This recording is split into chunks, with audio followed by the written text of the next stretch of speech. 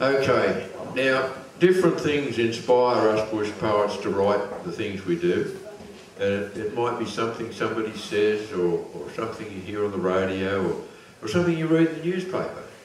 And I read in the newspaper some years back about a young bloke in New Zealand who got put in the Guinness World Book of Records for having the most body piercings.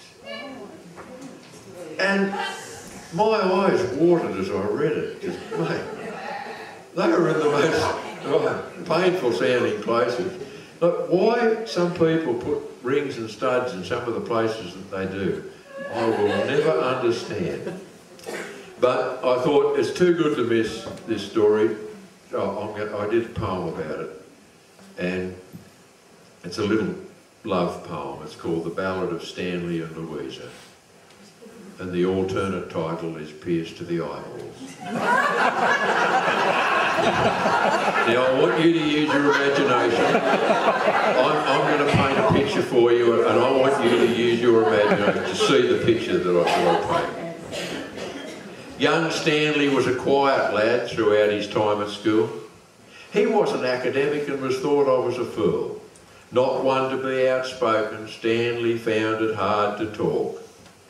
6'3" with ginger hair, your average local dork.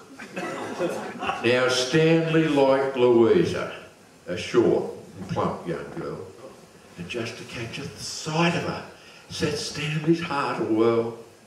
He longed to spend some time with her, or even just say hi, but Stanley couldn't talk to her because he was much too shy. But these young people's daily lives were destined to entwine. Just one of life's great mysteries, part of the grand design. One small event occurred that raised their lives above the mud. Louisa got her ears pierced, and Stanley got a stud. This act of body piercing seemed to somehow break the ice. Next time he saw Louisa, Stan said, "Gee, your ears look nice." Louisa checked out Stanley's stud and softly murmured, "Cool." And Stanley went off whistling and grinning like a fool. Well, that's the way it started with this body piercing thing. All places you can think of, Lou and Stanley put a ring. With rings and studs in lips and cheeks, in silver and in gold. Louisa got more daring and Stanley got more bold. Stanley got a navel ring. Louisa, she got 4. They got hooked on all this fetish. They just wanted more and more. Stan's ears were getting droopy, and Louisa looked a fright with 27 eyebrow rings, 12 left and 15 right. They got their bodies pierced in places we'll not talk about. But all that extra metal was uncomfortable, no doubt. Stanley had some problems. And people often gawped when he got around with knees apart and jingled when he walked. But to Stanley and Louisa, life for them could not be finer. Until passion got the best of them in Stanley's Mini Minor. It should have been just beautiful, but life is seldom fair. And Stanley got his jingly rings caught in Louisa's hair. What should have been a wondrous time of bliss and ecstasy soon turned into a test of Stanley's elasticity. At first he couldn't understand the reason for the pain. Each time he pulled away, the rings just pulled him back again. Well, they thrashed around inside the car and Stanley cursed his luck. But the more they tried to get apart, the tighter they got stuck. Stanley had a look, and to his horror he did find that their navel rings had met and now were hopelessly entwined. Louisa tried to have a look to see what she could do, but her eyebrow rings and Stanley's nipple ring got tangled too.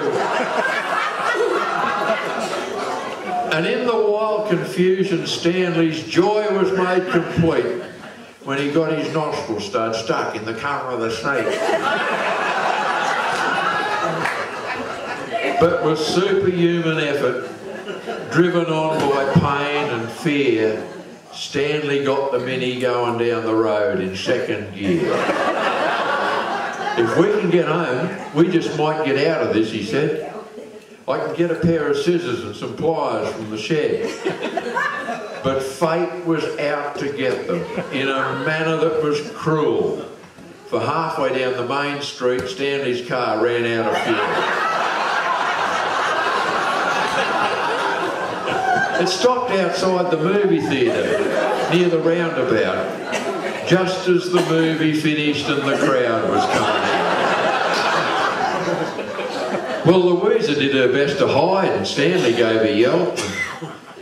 Lots of people gave advice that didn't really help.